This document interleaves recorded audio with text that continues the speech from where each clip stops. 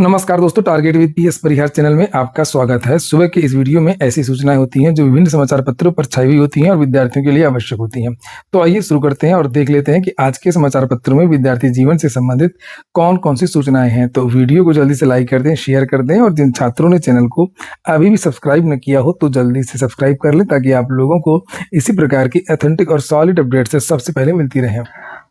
आगे बढ़ने से पहले एक सूचना है उन विद्यार्थियों के लिए जो विद्यार्थी सहायक अध्यापक भर्ती प्राथमिक स्तर की तैयारी कर रहे हैं और जो सुपर टेट का एग्जाम होता है उसकी बेस्ट बुक की तलाश में है। तो यहाँ पर एक बेस्ट बुक है चक्षु प्रकाशन की, जिससे आप लोग देख सकते हैं यूपी सुपर टीईटी का जो सिलेबस है उसके हिसाब से इस पुस्तक को तैयार किया गया है। चाहे बाल मनोविज्ञान, शिक्षण कौशल, जीवन कौशल, प्रबंध एवं वृत्ति से संबंधित चीजें हों, चाहे वो हिंदी, संस्कृत, अंग्रेजी भाषा वाली चीजें हों, सारा का सारा जो सिलेबस वो कवर किया गया है। इसमें 5000 से ज्यादा बहुविकल्पी प्रश्न और सभी प्रश्नों की विस्तृत व्याख्या देखने को मिलेगी। इसमें आप लोगों को 2 सॉल्व पेपर भी मिल जाएंगे जो पिछली परीक्षा हुई थी 68,500 और 69,000 वाला।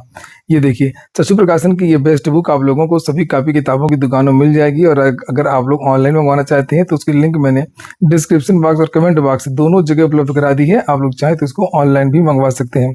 यहाँ पर देख सकते हैं इसमें चैप्टर वाइज विश्लेषण करके बताया गया है कि किस चैप्टर से कितने क्वेश्चन पिछले एग्जाम में पूछे गए थे। जैसे 2019 में जो भर्ती आई थी 69,000 जो 68,500, तो इस चैप्टर से कितने क्वेश्चन आए थे, इस तरीके से इसमें विश्लेषण भी किया गया है और उसी के हिसाब से इस पुस्तक को तैयार किया गया।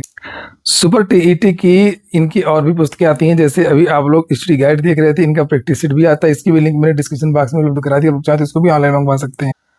चलिए शुरू करते हैं। और आज के सभी समाचार पत्रों में जो सबसे ज्यादा सूचनाएं हैं वो यूपी टीईटी को लेकर के हैं। देखिए जितने भी पेपर हैं उत्तर प्रदेश के, सभी पेपरों में विद्यार्थी जीवन से संबंधित सारी की सारी सबसे महत्वपूर्ण चीजों को इस वीडियो में रखा गया है। इसलिए आप लोग वीडियो को भगा करके बिल्कुल नहीं देखिए, 10 मिनट से ज्यादा का वीडियो नहीं होगा और वीडियो को लास्ट तक देखना है और लाइक करना है। यहाँ पर देखिए लिखा हुआ है प्रदेश के 60 जिलों के 955 पंजीकृत 8,07,636 में से 6,84,614 विद्यार्थियों ने परीक्षा दी है। तो बताया गया कि लगभग 84-85% के आसपास विद्यार्थियों ने परीक्षा दी है।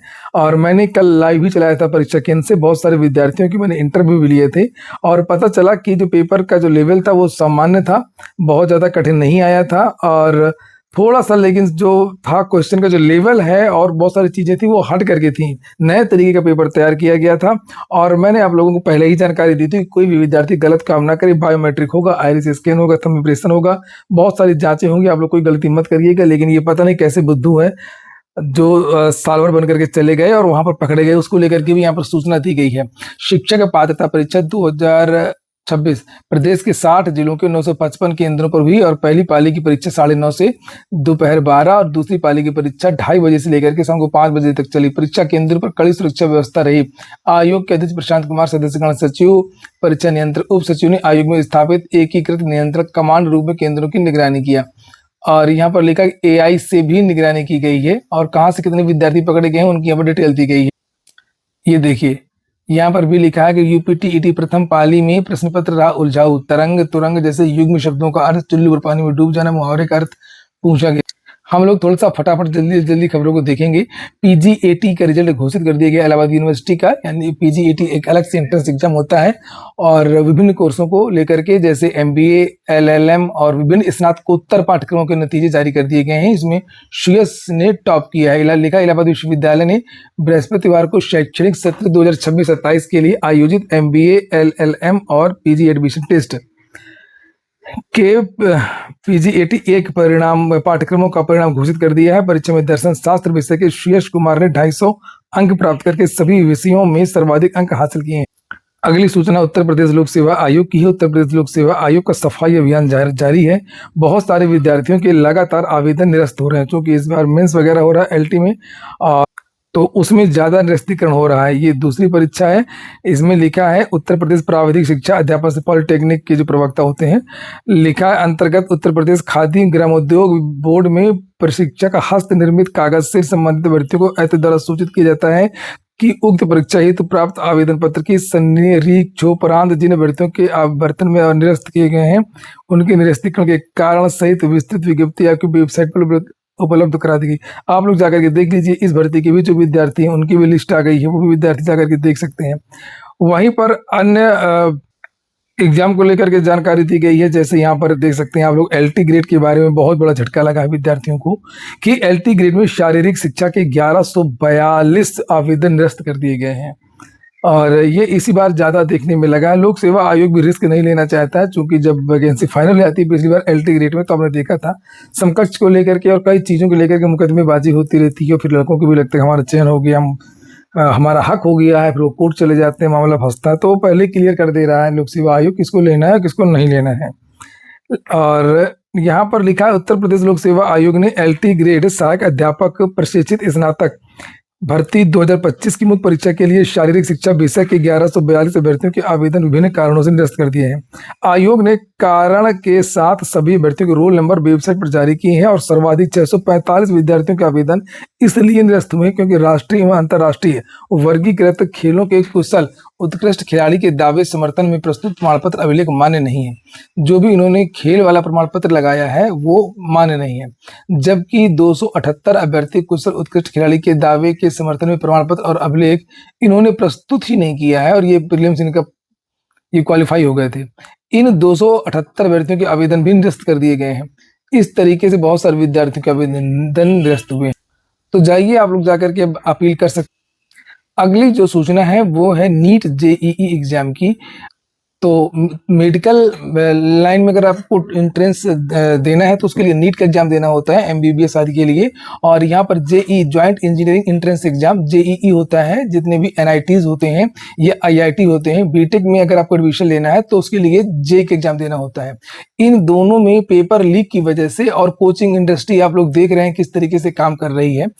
तो सरकार का ये मत है, ये बीच बीच में बदलता रहता है। पहले भी जेई में नंबर जुड़ते थे एकेडमिक के 2016-17 तक या शायद 18 तक ये नंबर जुड़ते थे। आधे नंबर 40% के आसपास एकेडमिक नंबर जुड़ते थे, 60% रिटर्न का नंबर, जिस तरीके से सुपर टीटी में है। और उसके बाद में फिर केवल एंट्रेंस एग्जाम के नंबर से एडमिशन होने लगा बीटेक में।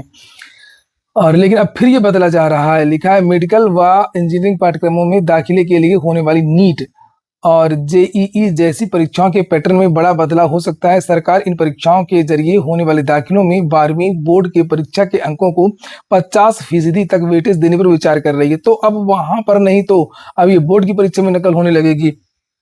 ये कोचिंग वाले जो इसकी कोचिंग चला रहे थे नीट जेई की, वो अब इसकी कोचिंग चलाने लगेंगे। लिखा है कि सूत्रों के अनुसार इस कदम का मुख्य मकसद परीक्षा का अत्यधिक तनाव व जोखिम कम करना है, चाहे वह नीट जेईई हो या फिर बोर्ड परीक्षाएं। यह कदम मूल्यांकन में गलतियों और पेपर लीक प्रकरण के बाद उठाया गया। जिन बदलावों पर विचार किया जा रहा है उनमें से दाखिला या मेरिट लिस्ट तैयार करने में बोर्ड के अंकों का 50% वेटेज देना शामिल है। आगे लिखा है कोचिंग सेंटरों पर निर्भरता कम करने के लिए प्रवेश परीक्षाओं को स्कूली पाठ्यक्रम के साथ जोड़ना और विद्यार्थियों को परीक्षा के कई मौके देना, धीरे धीरे adaptive on demand computer based test की ओर बढ़ना है। अभी दाखिला प्रवेश परीक्षा के अंकों के आधार पर होता है। अभ्यर्थी को प्रवेश परीक्षाओं के लिए बोर्ड में सिर्फ न्यूनतम अंक लाना होता है, उससे एंट्रेंस में कोई मतलब नहीं होता है। बस 12वीं पास है तो आप लोग आवेदन कर सकते हैं जेईई के लिए, चाहे वो नीट के लिए। लेकिन अब इसके नंबर जुड़ सकते हैं, वो भी कितने, आधे, 50%। अगली सूचना है एक संविदा भर्ती टाइप की है ये। प्रोजेक्ट गंगा के तहत 700 से ज्यादा ग्रामीण युवा बनेंगे डीएसपी, या डीएसपी मतलब वो डीएसपी नहीं, डिजिटल सर्विस प्रोवाइडर। और कुल 8000 की भर्ती होनी है और यूपी में महीने की कमाई 20,000 से लेकर के 1 लाख रुपए तक। ग्रामीण क्षेत्रों में कनेक्टिविटी देने के लिए हाई ब्रॉडबैंड आदि की सुविधा बढ़ाने के लिए ये योजना लॉन्च की गई है। लेकिन प्रदेश के ग्रामीण क्षेत्रों में डिजिटल सेवाओं के विस्तार के लिए शुरू किए गए प्रोजेक्ट गंगा के तहत 700 से अधिक ग्रामीण युवाओं ने डिजिटल सर्विस प्रोवाइडर डीएसपी बनने के लिए आवेदन किया है। युवाओं को 7 दिन का एक ट्रेनिंग दिया जाएगा। इसके बाद वे अपने गाँवों में हाई स्पीड इंटरनेट और विभिन्न डिजिटल सेवाएं उपलब्ध कराएंगे। सरकार का लक्ष्य प्रदेश में न्याय पंचायत स्तर पर 8000 से लेकर के 10,000 डीएसपी तैयार करना है। प्रशिक्षण पूरा करने वाले युवाओं को अपने ही गांव में डिजिटल सेवा केंद्र स्थापित करने का अवसर मिलेगा और इसके लिए मुख्यमंत्री युवा योजना के तहत 5 लाख रुपए तक का ब्याज मुक्त ऋण भी दिया जाएगा। दावा की शुरुआत में डीएसपी की शुद्ध मासिक आय 20,000 रुपए होगी, जो ग्राहकों की संख्या बढ़ने पर 1 लाख रुपए तक पहुंच सकती है। Government assisted network for growth and advancement Ganga परियोजना का उद्देश्य ग्रामीण और अर्ध शहरी क्षेत्रों में हाई स्पीड फाइबर ब्रॉडबैंड पहुंचाना है। इसके जरिए गांवों में टेलीमेडिसिन, ऑनलाइन शिक्षा, ई गवर्नेंस, डिजिटल भुगतान, स्मार्ट कृषि जैसी सुविधाओं का विस्तार होगा।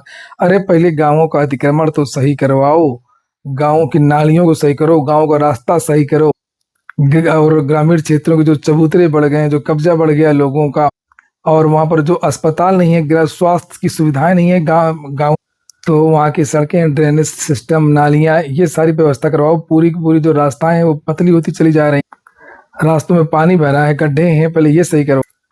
चलिए फटाफट कुछ और सूचनाएं देख लेते हैं। आंगनबाड़ी कार्यकर्ता और सहायिका की वैकेंसी निकली है मध्य प्रदेश से 2548। तो मध्य प्रदेश के लोगों अपना देख लें, समझ लें। 13 जुलाई लास्ट डेट है। इंडियन ऑयल बरौनी से 432 पद पर वैकेंसी है।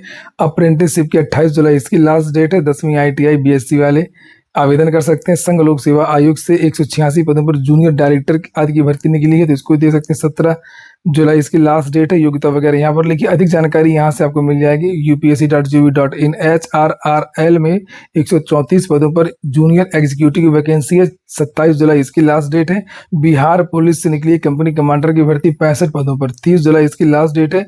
स्नातक पास युवा आवेदन कर सकते हैं। एम्स से वैकेंसी निकली 17 पदों पर, मेडिकल सुप्रिटेंडेंट व अन्य पदों पर वैकेंसी है। 30 जुलाई इसकी लास्ट डेट है। योग्यता MD MS है, तभी आवेदन करिए। ये वेबसाइट प्रधानाचार्य महर्षि देवराहा बाबा स्वशासी ऑटोनॉमस राज्य चिकित्सा महाविद्यालय से वैकेंसी आई है, तो जो योग्य विद्यार्थी हों वो ये देख सकते हैं। और 30 जुलाई है इसकी लास्ट डेट। और विभिन्न प्रकार के पद हैं, आर्थोपेडिक्स, ऑप्थोमोलॉजी और optics and gynaecology, emergency medicine, anatomy आदि।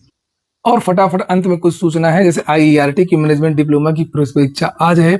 BA BSc BCom की स्क्रूटनी आवेदन आज से विद्यार्थी कर सकते हैं और 20 जुलाई इसकी लास्ट डेट है। और कुल भास्कर आश्रम PG कॉलेज में विभिन्न पाठ्यक्रमों के लिए एडमिशन शुरू हो गए हैं। लिखा कुल भास्कर आश्रम स्नातकोत्तर महाविद्यालय में BSc विज्ञान वर्ग, BBA BCom BFA BSc biotechnology, BSc कृषि, MSc कृषि पाठ्यक्रमों में सीधे प्रवेश की प्रक्रिया शुरू हो गई है। महाविद्यालय प्रशासन के अनुसार प्रवेश फॉर्म प्रत्येक कार्य दिवस सुबह 10 बजे से दोपहर 2 बजे तक कॉलेज काउंटर में प्राप्त की जा सकते हैं, जमा किए जा सकते हैं। आवेदन की लास्ट डेट 5 जुलाई ही निर्धारित की गई है। इच्छुक अभ्यर्थी महाविद्यालय की वेबसाइट से आवेदन कर सकते हैं। वहीं पर उत्तर प्रदेश में रोजगार मिशन के तहत 29A थार हिल रोड सिविल लाइंस स्थित क्षेत्रीय सिविल कार्यालय में 7 जुलाई को सुबह 10 बजे से 1 दिवसीय रोजगार मेले का आयोजन होगा। मेले में small finance, bright future, organic herbal, peregrine security service आदि कंपनियों की तरफ से 500 से अधिक पदों पर भर्ती की जाएगी। 18 से 40 के बीच के युवा आवेदन कर सकते हैं। और साथ ही रोजगार संगम .up.gov.in पर रजिस्ट्रेशन करके सारे शैक्षिक प्रमाण पत्र, अंक पत्र, जाति प्रमाण पत्र लेकर के वहां भाग ले सकते हैं। उत्तर प्रदेश लोक सेवा आयोग ने एक और भर्ती में आवेदन निरस्त की है, और वो भर्ती है, लिखा है उत्तर प्रदेश प्राविधिक शिक्षा सेवा खादी एवं ग्रामोद्योग बोर्ड की प्रशिक्षक हस्त निर्मित। कुछ लोगों के आवेदन निरस्त किए गए हैं। प्रोफेसर राजेंद्र सिंह रज्जू भैया विश्वविद्यालय में शैक्षणिक सत्र 2026-27 की विषम सेमेस्टर की कक्षाएं 6 जुलाई से शुरू होंगी। रेलवे भर्ती बोर्ड प्रयागराज ने विभिन्न भर्ती परीक्षाओं के अंतिम चरण यानी मेडिकल जांच में अयोग्य घोषित किए गए उम्मीदवारों को नौकरी पाने का एक और अवसर दिया है। बोर्ड ने सहायक लोको पायलट, ALP टेक्नीशियन और जूनियर इंजीनियर भर्ती के भर्तियों को दोबारा मेडिकल जांच के लिए अपील करने का आखिरी मौका दिया है। RRB प्रयागराज ने अनफिट पाए गए सभी 17 उम्मीदवारों की सूची ऑफिशियल वेबसाइट पर जारी कर दी है। इच्छुक अभ्यर्थी 31 जुलाई की शाम 6 बजे तक स्पीड पोस्ट के माध्यम से स्वयं कार्यालय में आवेदन जमा कर सकते हैं। और ये फिजिकल के बारे में जानकारी दी गई। आज के वीडियो में इतना ही। पूरा वीडियो सुनने के लिए बहुत बहुत धन्यवाद।